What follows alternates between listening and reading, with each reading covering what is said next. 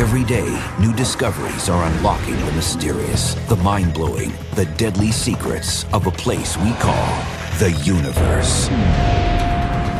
In the Star Wars universe, the Death Star is the ultimate weapon of mass destruction, able to annihilate entire planets. In the actual universe, the sky is filled with real-life Death Stars. It can be thought of as sort of a time bomb. Some are dangerously close to our planet. Earth's life might take a bad hit when that radiation reaches us. And one has the Earth in its crosshairs. It was almost a shock. I didn't believe it when I first saw it. They are the Death Stars, and they make the universe a very dangerous place.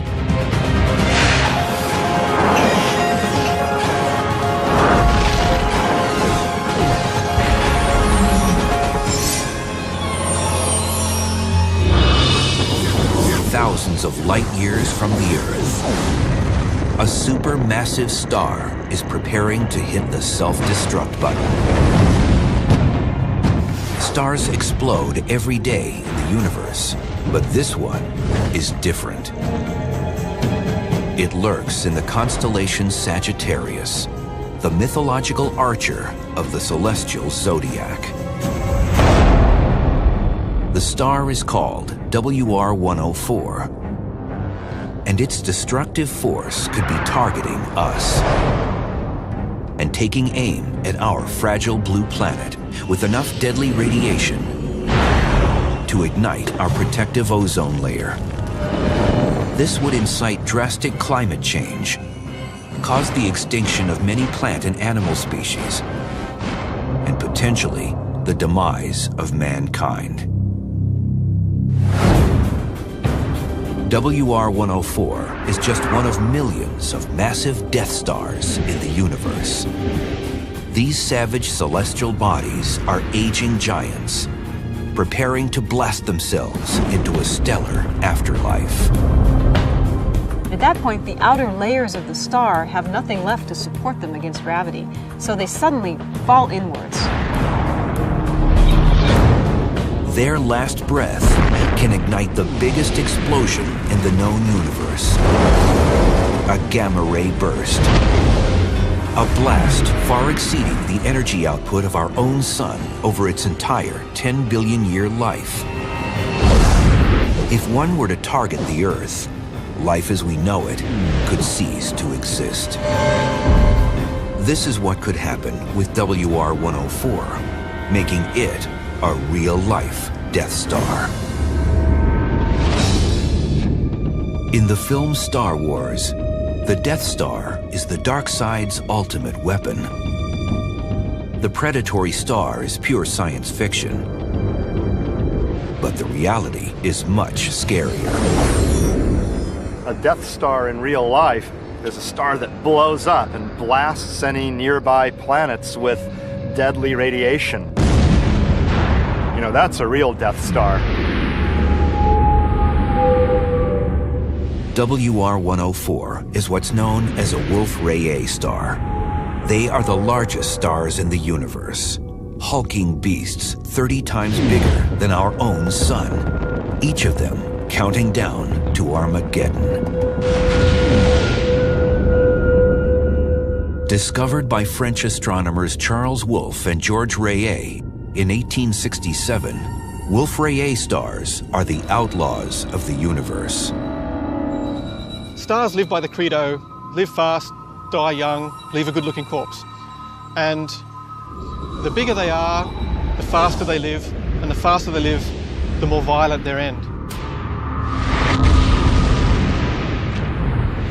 They burn through their nuclear fuel extremely quickly and exhaust everything that they have, and so consequently they don't live very long, maybe a few tens of millions of years at most. And they're easy to find because they're the real T-Rexes of the stellar kingdom. They're immensely powerful. In the year 2000, Australian astronomer Peter Tuthill began studying Wolf-Rayet 104. Some 8,000 light years from Earth, this giant was ominously different from the others. Tuthill's team immediately noticed an immense dust cloud around it, 20 times larger than our entire solar system. We knew there was dust around Wolf Rayet 104, and that was a puzzle because it's a bit like finding a snowflake in hell. There was a mystery there, and we wanted to try and solve that mystery.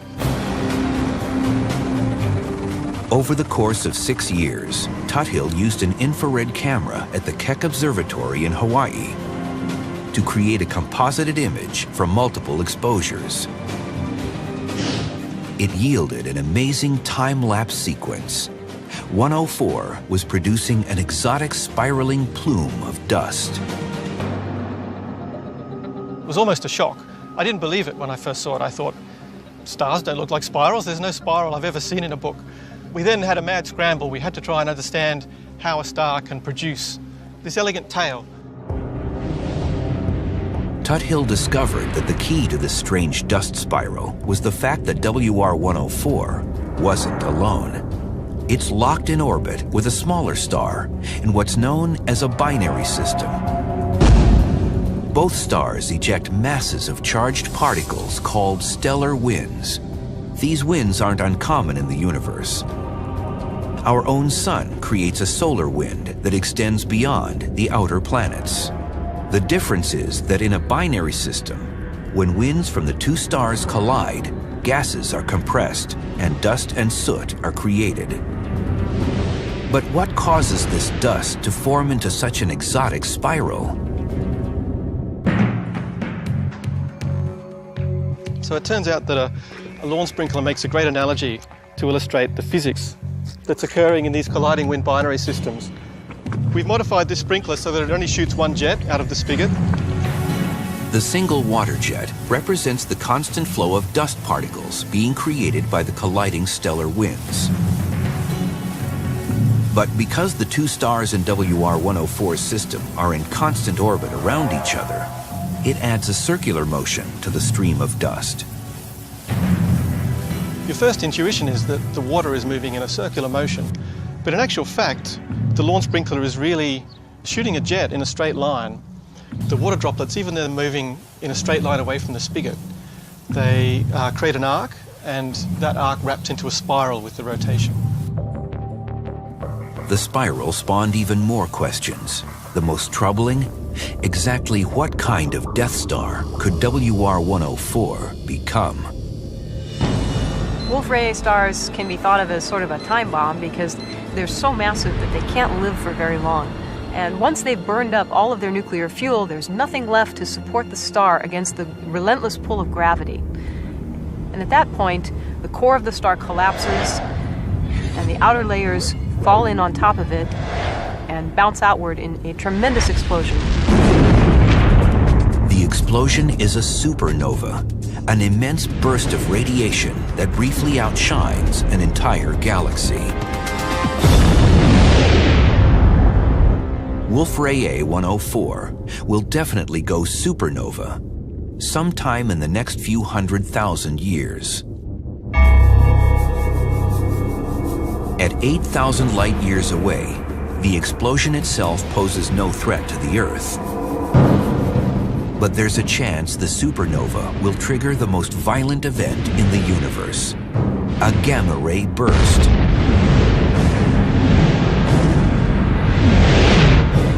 In a small percentage of these massive Death Stars, a gamma-ray burst is triggered by the crushing transformation of a dying star into a black hole. As a star collapses, it produces a massive electric field. And in an instant, the energy from this electric field is turned into matter and antimatter particles, which then collide with each other and produce a huge pulse of energy. They are the most powerful energy beams in the electromagnetic spectrum, more lethal than microwaves, infrared energy, and even X-rays. Humans have learned to harness deadly gamma rays for useful purposes, such as food irradiation. By using gamma rays, food processors can eliminate microorganisms, bacteria, viruses, and insects. But the amount of gamma radiation applied is an extremely tiny fraction of the energy released in a stellar gamma ray burst.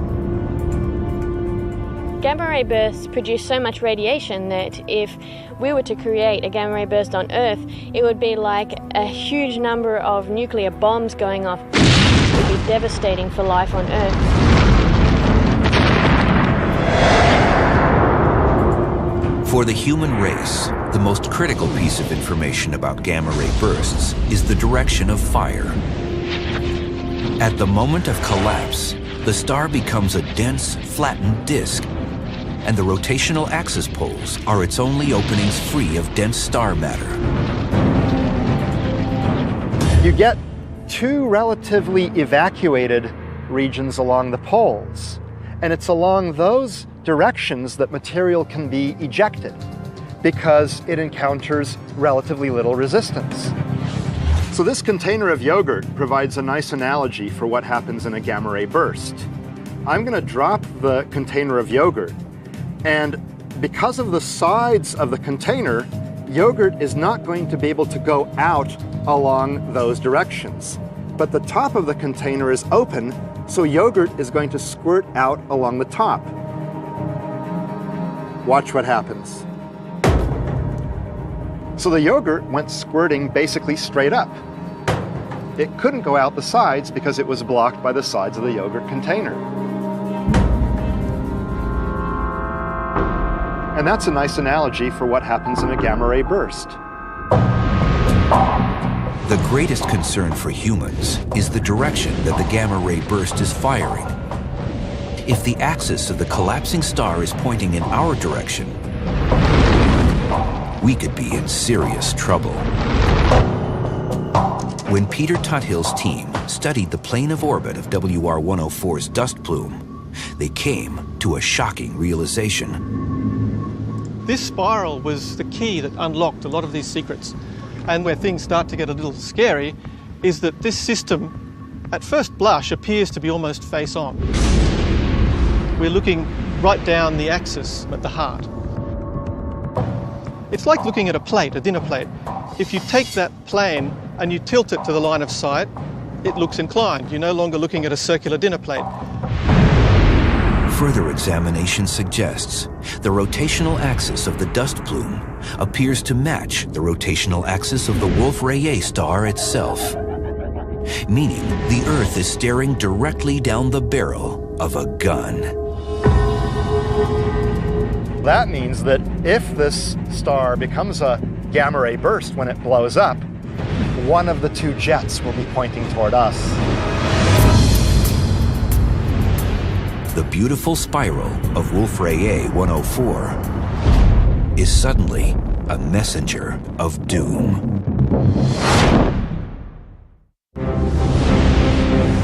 Some 8,000 light years from Earth, two stars are locked in a gravitational dance.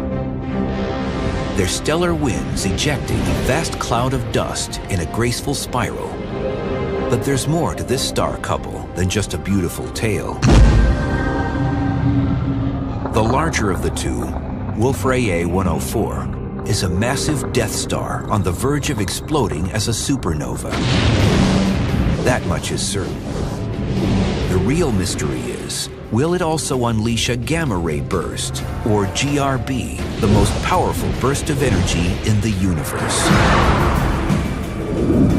The question is an important one for all on Earth, especially considering the star's axis may be pointing directly at us.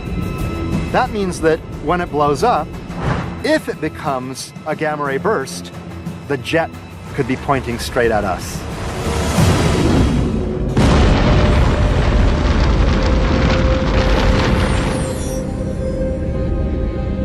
WR-104 is counting down to destruction in the constellation Sagittarius.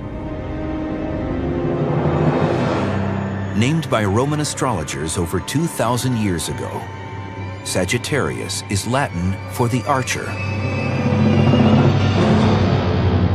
And you have to ask, maybe were the ancients onto something? Is there something to do with the archer aiming at us? WR104 can be thought of as an arrow pointing our way, if indeed it blows up as a gamma ray burst.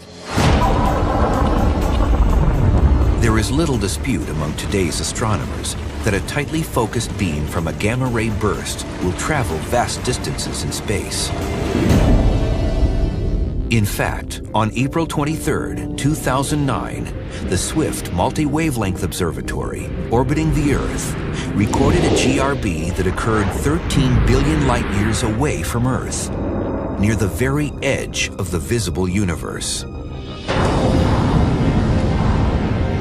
The blast occurred only about 630 million years after the Big Bang. This means that gamma rays from the exploding star traveled at the speed of light for 13 billion years before they were visible to us, making this gamma ray burst the oldest stellar object in the known universe. We know of no star or galaxy that's farther away than this gamma ray burst. It's the single most distant discrete object ever seen. At only 8,000 light years, a GRB blast from Wolf-Rayet 104 could be catastrophic.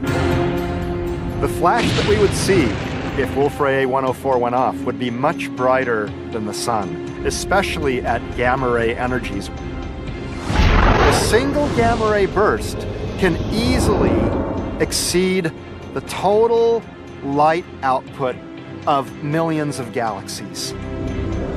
And each of those galaxies contains 100 billion stars. This Death Star is a ticking time bomb. Scientists know for sure it will go supernova. But questions remain about its potential to unleash a gamma ray burst in the direction of Earth. That's the first point we need to establish. If it does produce a gamma ray burst, is that gamma ray burst pointing towards us? The spiraling axis of the star appears to be aimed in the direction of Earth. But with thousands of light years to travel, would the GRB beam actually hit the target? Would the archer's aim be true?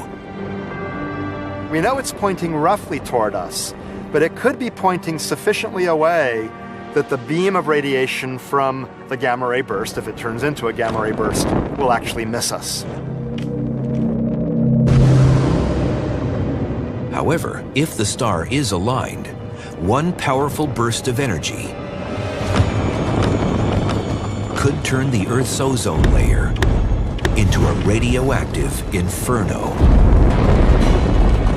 Even a gamma ray burst that's thousands of light years away could deplete the ozone layer to roughly half of its current level. Now that won't kill all of the species, but it could lead to what we call a mass extinction, where a good fraction of all living species die rather suddenly. So the burning question is, will the death of WR104 really trigger a gamma ray burst? Scientists just don't know. The mandatory requirement for a star to produce a lethal gamma ray burst is high horsepower rotation. All stars rotate on their axes. Some massive stars can spin very fast. So the rotating star, the rotational energy is part of what produces the gamma ray burst. If you can put the brakes on, if you can take that rapidly spinning star and slow it down before it gets to that stage, you've defused that bomb.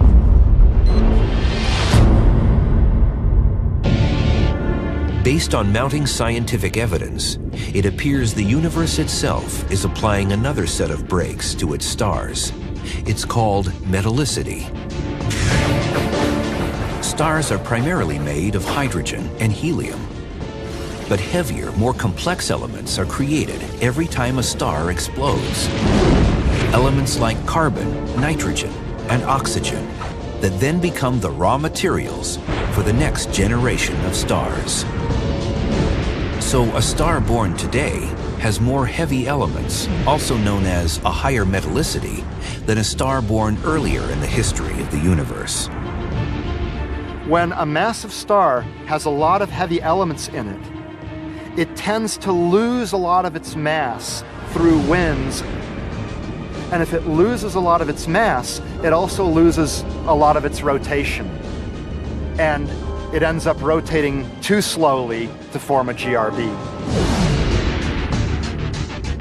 So something is happening to the Wolf-Rayet stars today that's going up there and defusing all the bombs. So they're still blowing up as supernovae, but far, far fewer of them are taking that supernova to the next step as a gamma ray burst.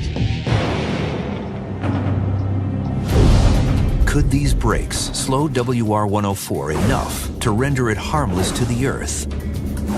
Many astronomers believe so. But what if they're wrong? At 8,000 light years away, is Earth really in the danger zone? When the Death Star, called WR-104, finally explodes, it has the potential to unleash a deadly gamma ray burst directly at Earth. It's believed the star is roughly 8,000 light years away from us. Is this close enough for a gamma ray burst to do damage to our planet? And being 5,000 to 8,000 light years away, it's in the danger zone. Earth's life might take a bad hit when that radiation reaches us. If it was another 2 or 3 times further away, we'd probably be okay. And if it was 2 or 3 times closer, we'd really be shaking in our boots. But it's just at the edge of its range where one would expect, well, you know, it might do something, but it's probably not going to roast us all in our sleep. So perhaps once every billion years or so, there's a gamma ray burst that's sufficiently close and sufficiently well pointing toward us that we need to worry. Death stars of all sizes populate the universe. But stars are not the only entities capable of such violence. The universe is also home to death galaxies, like 3C321, also known as the Death Star Galaxy. 3C321 is a galaxy with a giant black hole in the middle, millions of times the mass of our sun. Just outside the black hole's edge, the chaotic churning of magnetic fields and gravitational pull has ignited a high-energy particle jet. These jets are not uncommon, but this one is delivering a beating to its nearest neighbor. The case of 3C321 is very interesting because there happens to be another galaxy 20,000 light years away. The stars in that galaxy are being blasted by the energetic particles and radiation from one of these jets.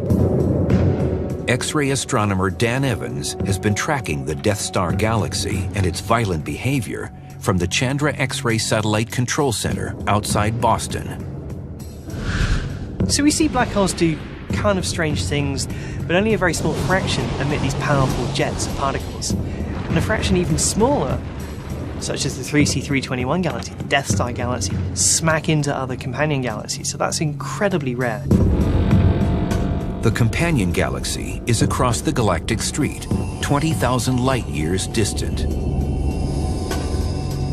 The massive energy beam, even larger than a gamma ray burst from a dying star, is firing non-stop with a seemingly limitless energy supply.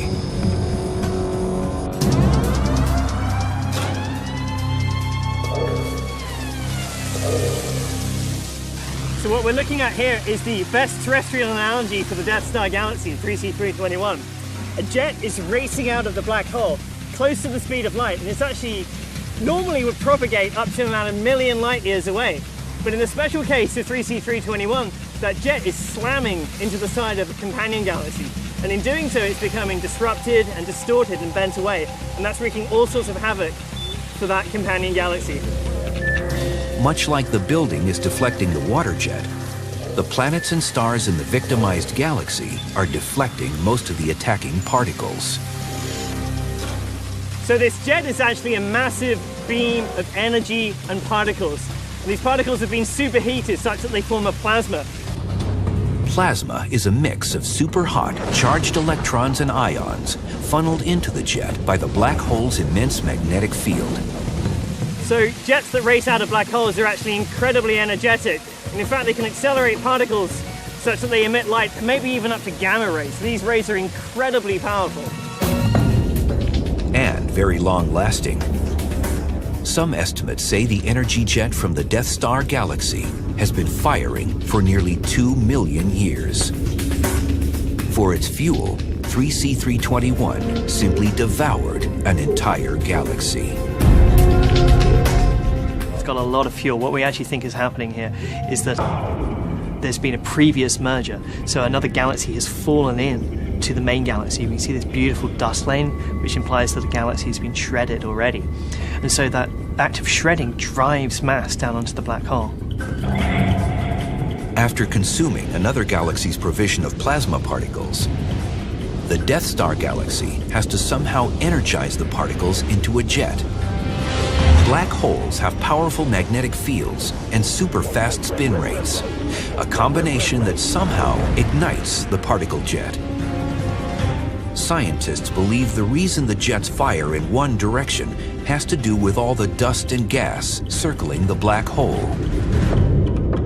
In the case of an active galaxy like 3C321, which has a supermassive black hole in the center, you'll often have a donut or torus of material surrounding it. In that case, highly energetic particles near the black hole can't emerge from that region through the donut along the plane of the galaxy. They can only emerge along this axis where there's relatively little obstructing material. Unfortunately for the companion galaxy, it's staring straight down the donut hole, and the jet's zone of impact is like the widely scattered blast of a cosmic shotgun.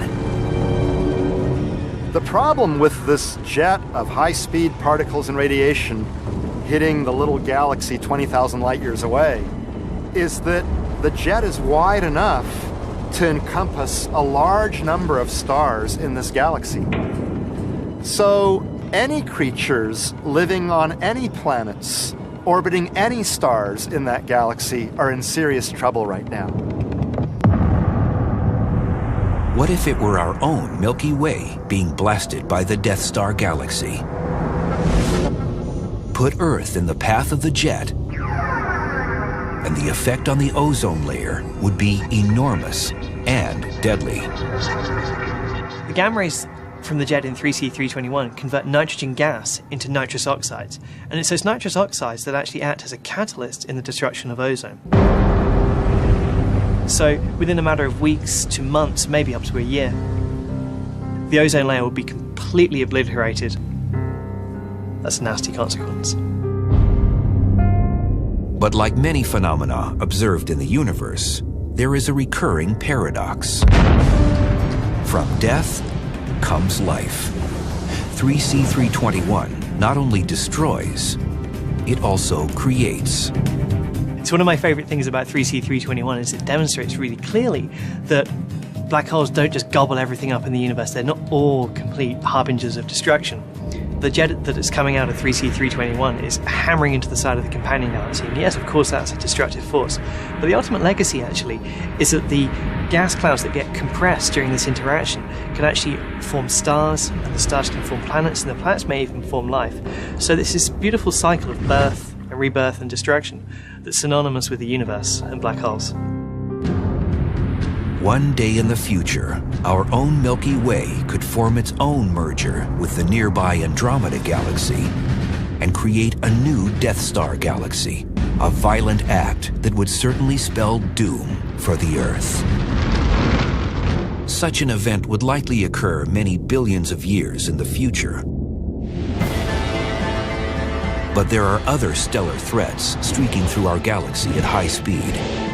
They are hypervelocity stars, and nothing can stop them. To the human eye, stars paint a tranquil picture in the heavens above. But take an up-close look.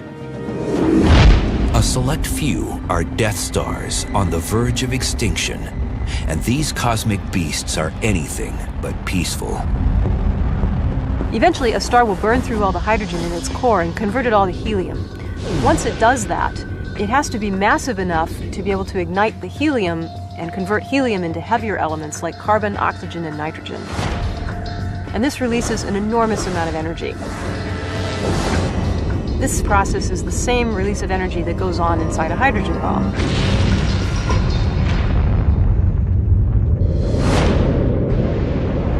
Though they are incredibly violent, most of these stars will one day burn up and slip quietly into the afterlife as stellar corpses called white dwarf stars, smallish balls of electrons and nuclei destined to never again burn brightly. But some are supermassive stars, so energetic they end in a fantastic supernova explosion, and sometimes even produce the largest of all blasts, the gamma-ray burst. But for a few massive Death Stars, the end is a new beginning. Consider the second life of a neutron star. When a massive star explodes in a supernova, its core sometimes collapses to form a black hole. But much more frequently, if the core isn't massive enough to create the black hole, it forms something almost as weird, a neutron star, a small but incredibly dense body. It actually has a huge amount of material compressed into a very small space. So you have, for example, the mass of our entire sun squeezed into a space maybe only a couple of tens of miles across. The gravity is so strong that the protons and electrons inside the atoms of the star are actually pushed together to form neutrons. And a neutron star can remain stable for billions of years. Neutron stars by themselves pose no danger to their celestial neighbors, unless they can find a partner. You can also get another death scenario for stars where there's a sort of mutual suicide pact between two neutron stars. These are called co-orbiting neutron stars, a phenomenon initiated when two neutron stars begin an intimate but doomed relationship. Their orbit narrows over millions of years until they finally meet in a flash of light. And in so doing, they can generate a violent explosion, a second life in a sense. So there's two different types of gamma ray bursts. There's short bursts, which have durations of less than 2 seconds, and we think that short bursts are produced by merging neutron stars. The short bursts are different than the longer GRBs produced by collapsing massive stars. The gamma ray burst emitted by two colliding neutron stars may be short, but it's powerful, equal to the energy released by the sun over its entire lifetime in less than 2 seconds. The worry for us? At least 24 pairs of orbiting neutron stars exist in the Milky Way. A very nearby gamma ray burst, first and foremost, would get rid of much of the ozone layer. That could have disastrous effects on Earth.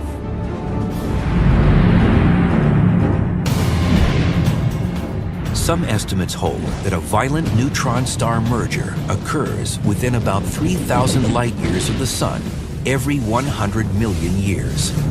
That's about the same interval as the mass extinction events recorded in the Earth's fossil record. Is it coincidence, or should we worry that the last tango of two dying stars might eventually blast the Earth's ozone layer with deadly gamma rays and alter the planet? Scientists don't know the answer. The chances are probably about the same as a runaway star plowing headlong into the Earth. It's a remote possibility, but fearsome to contemplate. You can actually have the possibility that a collection of stars that perhaps were all together in the same neighborhood interacting with each other, sometimes ejects a star just to wander off on its own. As far as we know, there are no wandering stars headed our way, but if that were to happen, it could be quite interesting. One scenario could see the Earth's orbit around the Sun disrupted by the gravitational pull of the wandering star. One dramatic possibility is that such a wandering star simply kicks the Earth entirely out of the solar system. And so we're now wandering around without a source of energy, the Sun. No one really knows what would happen. It really depends upon the angle of approach, the mass of the star, etc. Wandering stars can travel up to 60 miles per second. Fast, but still not fast enough to escape the Milky Way's gravitational pull. But there are some supercharged turbo models that could actually break free and rocket out into the universe. These are called hypervelocity stars. Hypervelocity stars are normal stars like the Sun, except that they're moving out of the galaxy at well over 1 million miles an hour. And that's beyond the escape velocity of the Milky Way. The need for speed begins with a normal pair of co-orbiting stars that get too close to the edge of a black hole. Just as the disabled Apollo 13 command module got a boost of velocity by maneuvering close to the Moon's orbit, the hypervelocity star gets a huge gravitational kick from the black hole, severing the bond with its binary partner.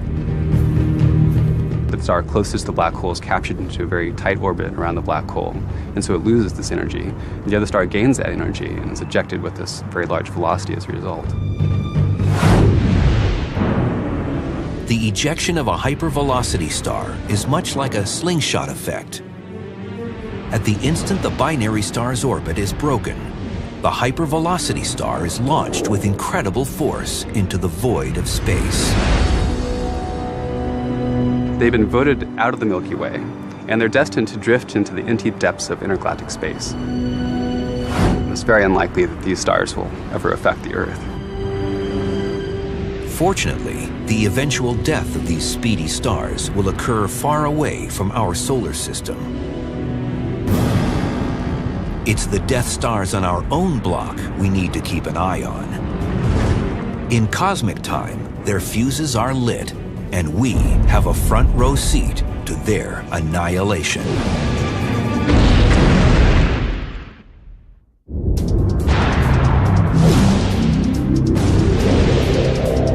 In remote corners of the universe, countless stars are biding their time on death row, sentenced to spectacular, violent endings. Closer to home, there are a few dozen stars within 20 light years of the Earth, and a few of these are preparing for death. I think we're safe from the dangers of a normal supernova. In the case of a gamma-ray burst, we're not so sure. One is in the stellar system Eta Carina, a supermassive star about 100 times bigger and 1 million times more luminous than the Sun. In 1843, a buildup of pressure ignited a gigantic eruption of light seen from Earth. But the star survived and formed a dust cloud called a nebula. At a distance of just 8,000 light years, we'll have a front row seat to its annihilation. We think it's going to turn into a black hole sometime between now and the next 1 million years. And as it collapses, it has enough matter that it can produce a powerful gamma-ray burst. Unlike the star, Wolf-Rayet 104, Eta Carina doesn't have us in its crosshairs. We know that the rotation of Eta Carina is not pointed towards Earth. So lucky for us, the pulse of the gamma ray is not going to be directly impacting Earth.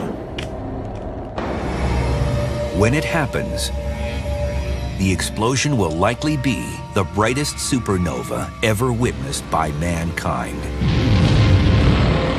Unless the title goes to another Death Star contender that's even closer to Earth, Betelgeuse.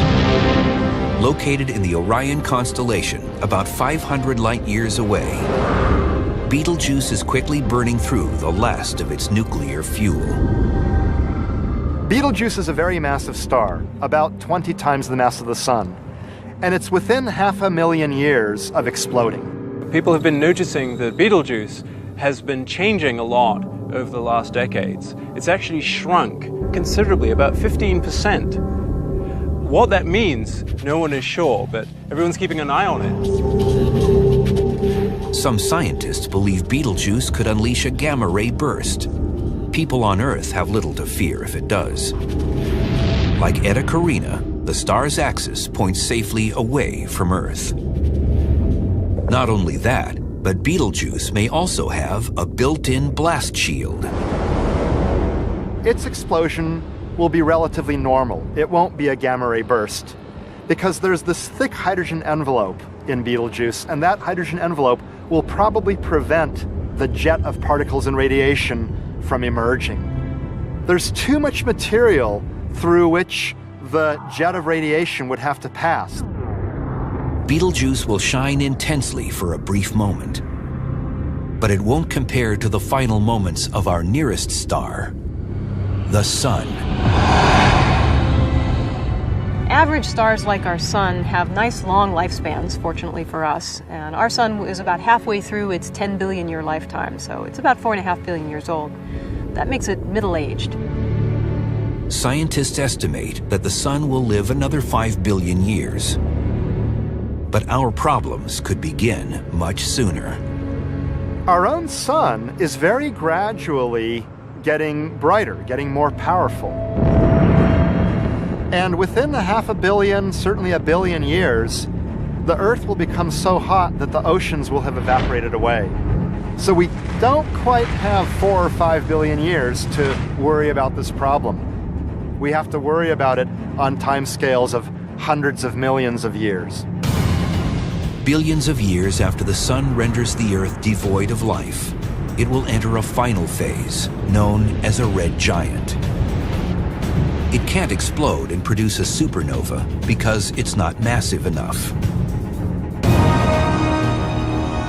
But most scientists agree on the final chapter. As a red giant, its density will decrease, and the Sun will balloon outward, devouring its nearest neighbors. At this stage, the red giant stage, the Sun will probably expand and engulf Mercury, Venus, and maybe even Earth itself. So that would pretty much be the end of Earth. Of all the dangerous Death Stars in the universe, the one most likely to destroy the Earth is our own Sun. While it marks our planet's ultimate end, it's merely a